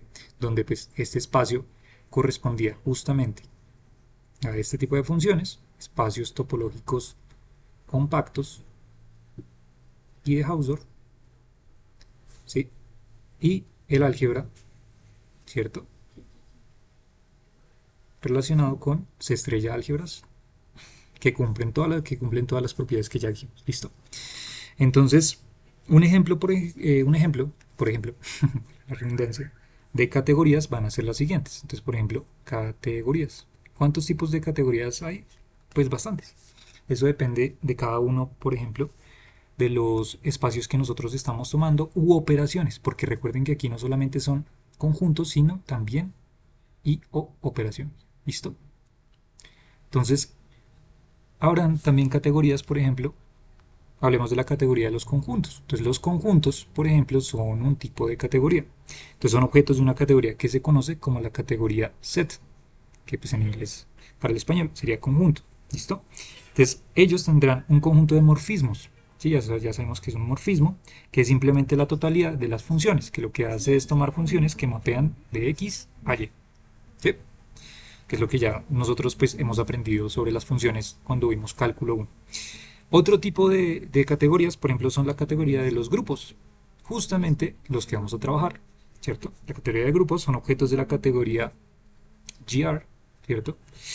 Y donde sus morfismos son los homomorfismos entre grupos. Ya sabemos que es un homomorfismo, de lo que hablamos también arribita, que sería justamente mantener el orden. ¿Listo? El orden justamente entre estos grupos de los cuales nosotros estamos tomando. Uy, no sé por qué se vuelve esto. ¿Listo? Otro tipo de categoría, por ejemplo, son los espacios vectoriales, que ya también definimos hace un ratito. Los espacios vectoriales también, bueno, obviamente, sobre un cuerpo K, sobre K, son objetos de categoría que se conocen como categoría K vec. ¿Listo? Vectorial. ¿Listo? Entonces, evidentemente, aquí como estamos aplicando sobre el cuerpo K, sobre el conjunto, este espacio vectorial, para nuestros ejemplos que hemos visto arriba para las estrellas álgebras son los complejos, entonces esto forma la categoría K vector. ¿Listo? Y pues sus morfismos son aplicaciones K-lineales, que ya sabemos que cumplen la linealidad que hemos visto en los ejemplos de arriba. ¿Listo? Otro tipo de categoría son las álgebras. ¿Listo? Las álgebras. Que también se aplican, como vimos hace un ratito, sobre los cuerpos K. ¿Listo? Entonces son objetos de una categoría que se conocen como las K de álgebras. ¿sí? Y sus morfismos son los homomorfismos de álgebras, es decir, aplicaciones también K-lineales y además que preservan producto. Que recuerden que cuando hablamos ya de una álgebra, estamos hablando de una operación producto. ¿Sí? Operación producto, que o será conmutativa, será abeliana o no abeliana, que sería no conmutativa. ¿Listo? Listo. Y además, por último, tenemos lo que sería la categoría, por ejemplo, también de los espacios topológicos. O sea, imagínense que esta es una forma bastante más grande de analizar esto, ¿no? Entonces, la categoría de espacios topológicos son objetos de una categoría que se conocen como top, top, y cuyos morfismos son las funciones continuas. Entonces, aquí estamos hablando de funciones continuas, ¿sí? Continuas, que son justamente las que estamos hablando acá arriba, Hausdorff, compactas, etc. ¿Listo? Entonces, la categoría, por ejemplo, especialmente cuando estamos hablando de la categoría, bueno, podemos pensarlo como una subcategoría comp, de compacto, ¿sí? Y además de Hausdorff, pues cumple justamente de ser una categoría top, pero además también es comp, ¿listo? Compacto y de Hausdorff. Sería una subcategoría del espacio topológico. ¿Listo? Ese sería como uno de los ejemplos. Listo. Para que lo tengamos en cuenta. O sea, digamos que es como una generalización de estas correspondencias entre objetos matemáticos. ¿Listo? Listo. Y por último, ahora sí ya finalizamos, que sería nuestra relación entre todo esto que vimos hasta este momento, entre relación entre el espacio vectorial, álgebras, teoría de grupos y topología. Y este sería nuestro, ya ahora sí, abre bocas a lo que se viene para adelante, que espero lo disfruten mucho. ¿Listo? Este fue como una pequeña introducción de los clases.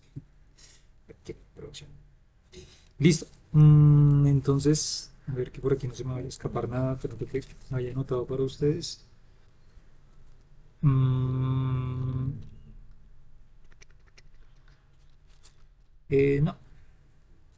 Ah, bueno, tal vez esto sería interesante. Bueno, esto lo voy a dejar como una nota curiosa ahorita al final. Bueno, entonces al final, lo que tenemos allá ahora sí aplicando un resumen a todo este cuento. Ya Nicolás ha hablado mucho, ahora vamos a intentar resumir toda esta historia que hemos creado hasta ahorita. Entonces vamos a crear lo que yo llamo entonces una relación entre la topología, todo esto que aprendimos sobre la topología, entre lo que aprendimos sobre, bueno, lo poquito que aprendimos sobre los espacios vectoriales y algunas de sus características, listo, sobre las álgebras y además lo que nos va a interesar y la teoría de grupos. ¿Listo? Entonces aquí todos hacen cada sorpresa y entonces vamos a ver qué es lo que pasa. Entonces vamos a analizarlo si quieren de una forma, voy a hacerlo de una manera que sea como jerárquica. ¿Listo? O sea, quiero que ustedes entiendan que lo que va a hacer a continuación va a tener una especie de jerarquía de análisis, por ejemplo, cuando lo vayamos a hacer o a replicar en la física. ¿Listo? Entonces, la primera parada, ¿cuál va a ser? La primera parada va a ser un espacio vectorial. ¿Listo? Obviamente, ese espacio vectorial tendrá que vivir sobre, ya sabemos, toda esta familia, bueno, un cuerpo, evidentemente, y además tendrá que corresponder, aplicarse sobre este cuerpo, donde este cuerpo tendrá que cumplir algún tipo de topología, en fin, ¿no? Obviamente esto ya lo estamos asumiendo. Entonces, la primera parada que nos va a interesar en física, listo, tenemos un espacio vectorial. Y un espacio vectorial ya sabemos que son pues, colecciones de objetos que pueden sumarse y escalarse, ¿sí? Pueden multiplicarse por números. Entonces, simplemente es esa forma de sumar y escalar objetos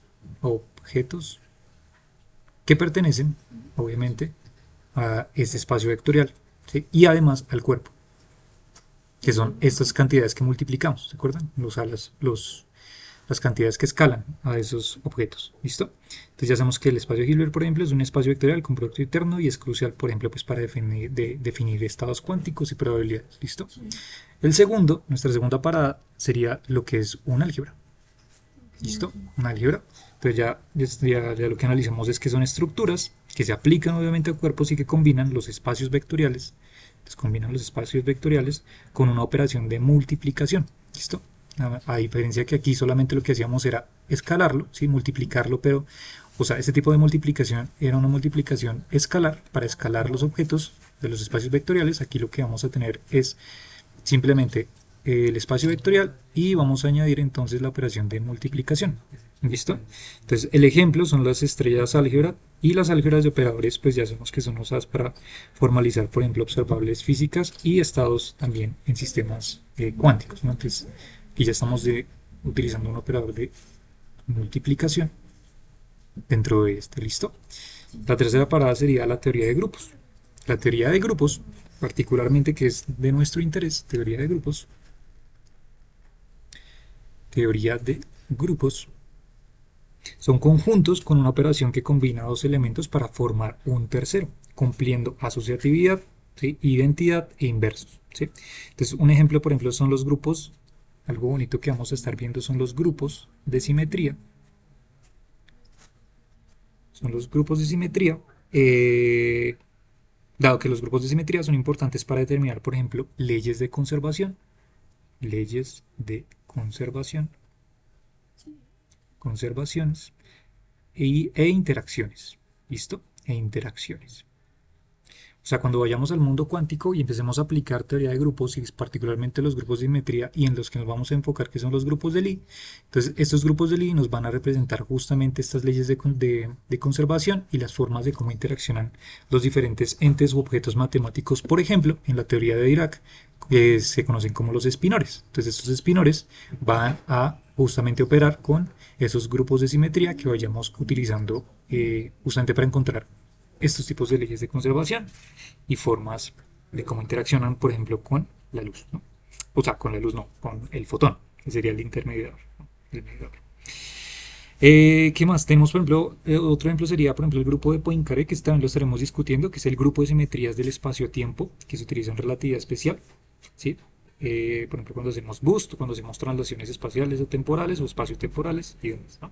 Que están implicadas también las famosas transformaciones de Lorentz. Los grupos de Lie, pues ya dijimos que son entonces estas simetrías internas como las del modelo estándar de partículas. Y por último, entonces tendríamos a la topología.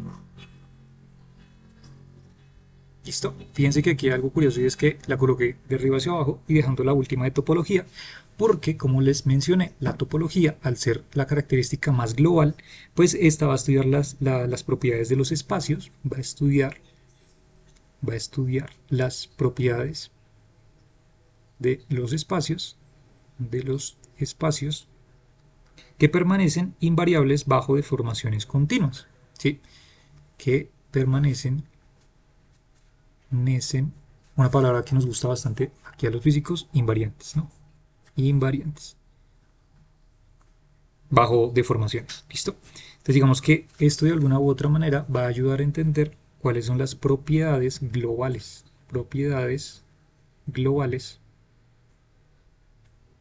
del, por ejemplo, espacio-tiempo cuando lo vayamos a aplicar o de los campos cuánticos en sí mismos. ¿Listo? Campos cuánticos. Entonces fíjense que toda esta historia que hemos construido hasta ahora es para darnos cuenta que la topología es el sistema matemático que analiza al mundo físico. Si este es nuestro mundo físico, la topología es quien analiza globalmente todo el sistema. Es, por decirlo así, el dios, aquí particularmente, de los objetos que analizan los sistemas físicos, ¿no? O sea, el que está mirando todas las características, ¿sí? Y cómo se mantiene globalmente todos esos sistemas físicos que nosotros tenemos acá, donde inmersamente en esos sistemas, en esos espacios, ¿verdad? Pueden interaccionar localmente grupos distintos, por ejemplo, como el espacio de Hilbert, ¿sí?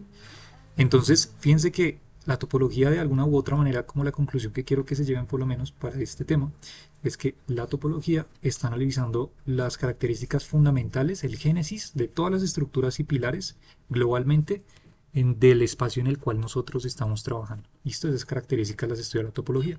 Y de allí para arriba empezamos a analizar justamente cuáles son esas formas en que se mantiene esa simetría invariante, ¿sí? Cuáles son las formas en las que escalamos, por ejemplo, los espacios vectoriales o los objetos que estamos utilizando por allá, digamos velocidad, espacio, tiempo, estamos utilizando, yo qué sé, momentos angulares, estamos utilizando estados cuánticos, todos los objetos matemáticos que utilizamos en física van a estar relacionados por estos tipos de objetos, ¿no? Y entonces pues sacamos un ejemplo sencillo. Entonces digamos que una aplicación sería, vale, lo primero podemos pensemos que en cada punto del espacio-tiempo, imagínese usted, digamos que esta mantita que me acabé de inventar, esta mantita tiene un vector que describe el estado del campo en ese punto. Digamos que aquí está. Vamos a empujarnos en este. Pero digamos que cada punto del espacio-tiempo va a tener relacionado pues un vector. ¿Listo? Pero exactamente en este punto, ahí, esto está marcando justamente un estado del campo cuántico, por ejemplo. ¿Listo? Esto sería la noción de, entonces, el vector. ¿Sí?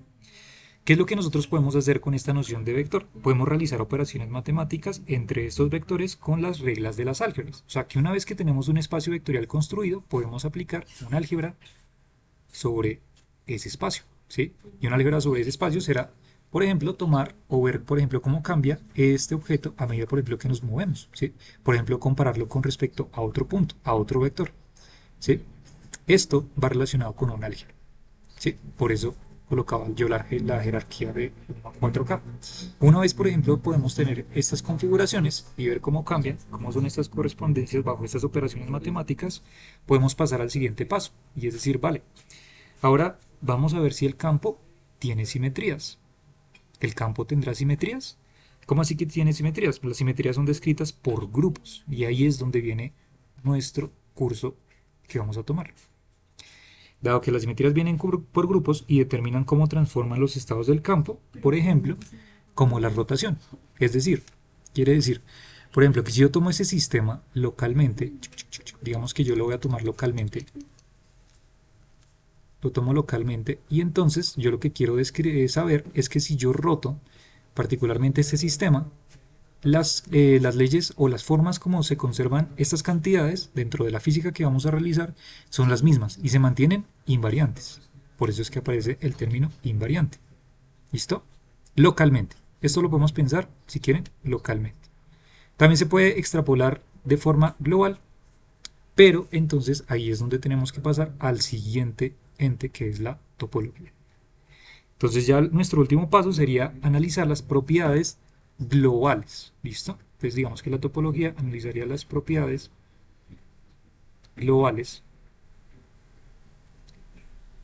¿Listo? Que no cambian aunque se generen deformaciones del espacio. Esto analiza la topología y ahí es donde viene la imagen que yo les mencionaba el día de ayer de estas famosas figuritas que uno de pronto piensa cuando habla de topología o estas variedades diferenciales, ¿no? Por ejemplo, en relatividad son muy famosas. Cuando entonces tenemos deformaciones en el espacio-tiempo aparecen curvas, ¿sí? Y esas curvas las podemos analizar nosotros globalmente deformando el espacio-tiempo, por ejemplo, pero como una propiedad global. Y cuando colocamos esas deformaciones, por ejemplo, en los modelos de universo, estos famosos de Friedman, Lemaitre, Robertson, Walker, por ejemplo, para modelar al universo, la evolución del universo, pues digamos que aparecen usualmente tres tipos de curvatura. Entonces aparece, por ejemplo, la curvatura +1, -1 y la 0. Entonces creo que la +1 era la curvatura esférica, la -1 era la hiperbólica, que era como una Pringle, una vaina así, y la 0 es una superficie plana, ¿no? Entonces fíjense que estas formas globales de cómo estamos nosotros analizando el universo se estudian a partir justamente de la topología inmersa dentro de esas geometrías analizadas allá en esa área, ¿no? Entonces digamos que eso lo analizamos a partir de la topología globalmente. ¿Listo? Y entonces pues aquí es donde viene el juego de los grupos, analizar justamente cómo actúan estos invariantes locales y a mirar cuáles podrían ser esos invariantes globales cuando nos sumergimos dentro de este mundo. ¿Listo? Sí, alguien iba a preguntar algo, creo.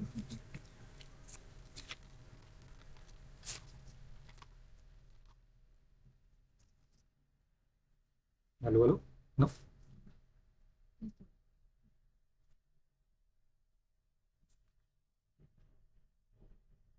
no, ok, ok, listo, listo.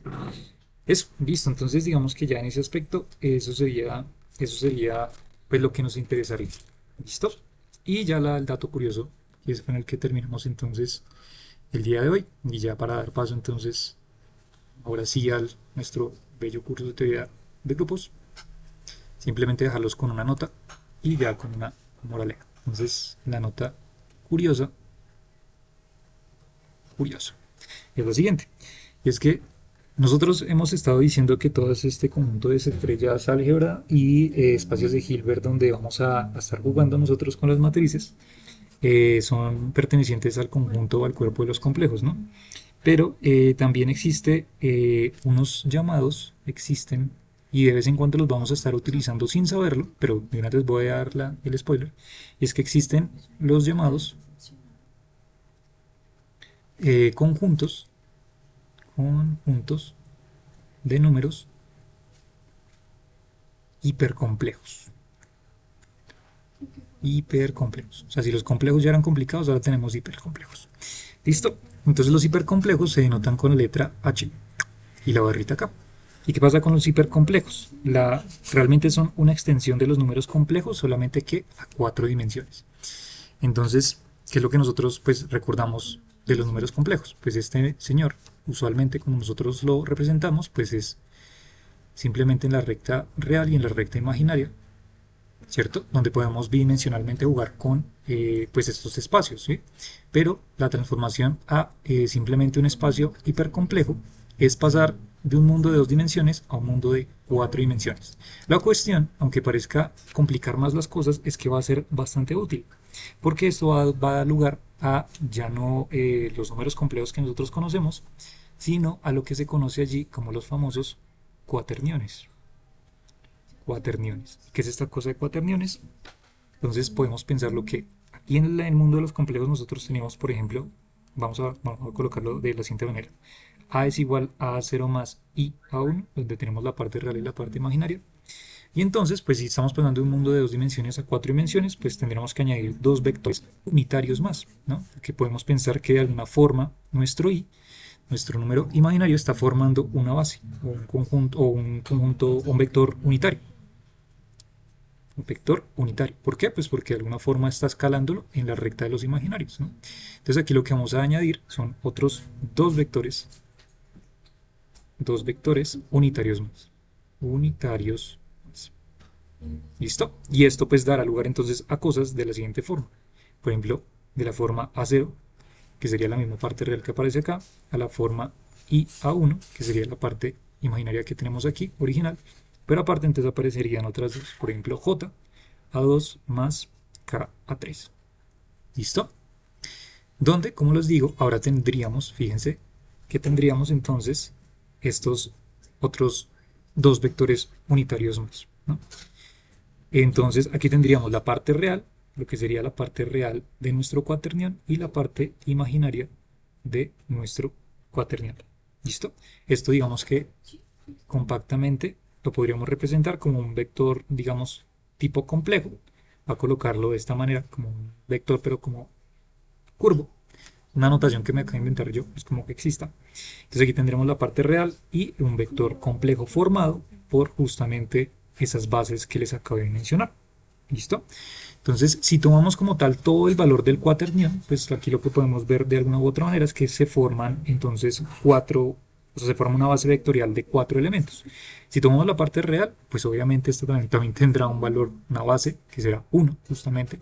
Pues aquí tendremos el valor de 1 y tendremos la base I, J y K. ¿Sí? No confundir esta I, J, K con los vectores unitarios que aparecen allá, sino que estamos hablando desde el mundo de los hipercomplejos, que serían los números complejos relacionados a este mundo, ¿no? Entonces, piense que esto formaría lo que sería una base vectorial.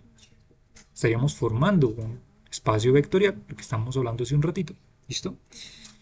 Y pues en este caso el A0, el A1, el A2 y el A3 pertenecerán a los reales, así como siempre ya lo sabemos, ¿listo?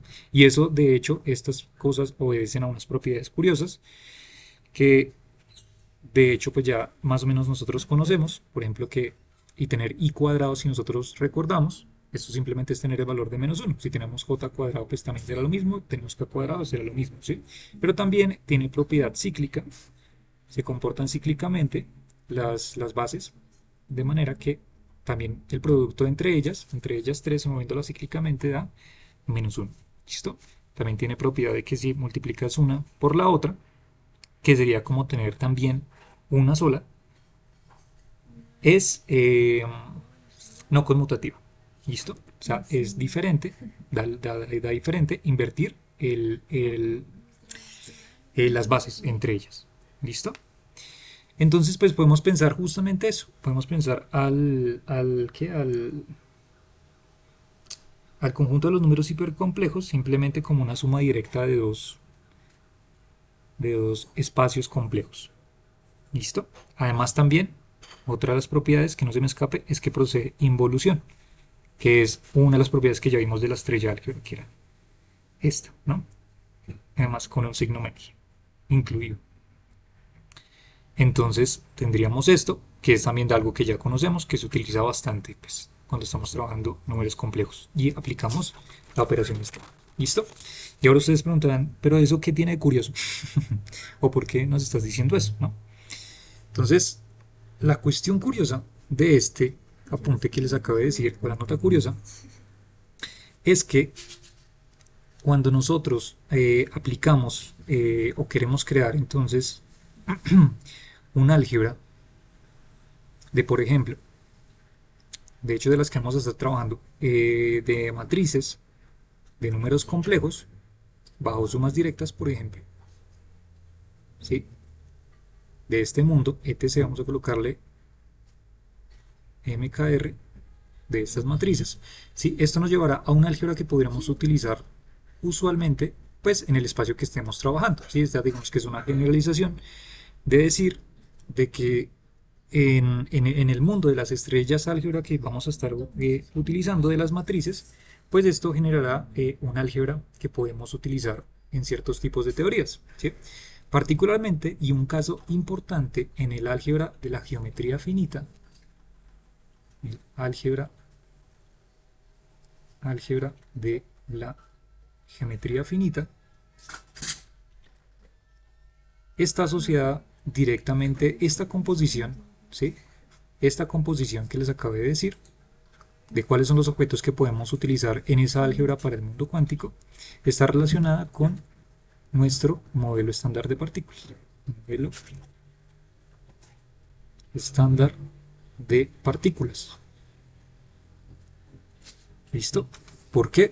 Porque el álgebra que nosotros utilizamos en el modelo estándar de partículas, nuestro álgebra está relacionado usualmente, o la podemos construir a partir de tres objetos distintos. El primero, los complejos, que ya sabemos que está inmiscuido en todo lo que acabamos de decir. El segundo, como suma directa, este espacio a partir de los cuaterniones o del espacio hipercomplejo. Y además también de los objetos matriciales, matrices 3×3 del mundo de los complejos. ¿Qué quiere decir esto? Y con eso es con lo que acabo. Que el álgebra que nosotros, o el álgebra con el que siempre estamos jugando en mecánica cuántica y con la que está construida la mecánica cuántica y la teoría cuántica de campos, todo el modelo y los modelos que existen hasta el día de hoy están construidas sobre estos tres cuerpos principales que son usados y que funcionan para trabajar las álgebras usadas en todas las áreas, particularmente de la cuántica. ¿Listo? Entonces es algo interesante porque a partir de estos tres cuerpos que nosotros estamos teniendo, a partir de estas estructuras matemáticas, estas álgebras que podemos construir, podemos replicar todo el modelo estándar de partículas. Esa es la característica importante y con eso quería terminar. Entonces, fíjense que el mundo realmente del mundo cuántico de las partículas es un mundo complejo, literal. Entonces, pues el juego que nosotros vamos a jugar de aquí para adelante, pues va a consistir efectivamente en averiguar cómo se comporta el universo bajo estas estructuras matemáticas que tienen una profundidad increíble y pues que ya por lo menos logramos dilucidar un poco superficialmente en lo que representan y lo que significan. ¿Listo? Entonces, pues nada, todo esto fue la introducción, chicos. Como les comento, ya de aquí para adelante lo que va a haber es física, lo que va a haber es goce. Entonces, pues espero que por lo menos hasta acá les haya gustado por lo menos la introducción. Y de aquí para adelante vamos a meternos con la física. ¿Listo? Entonces, voy a parar la grabación acá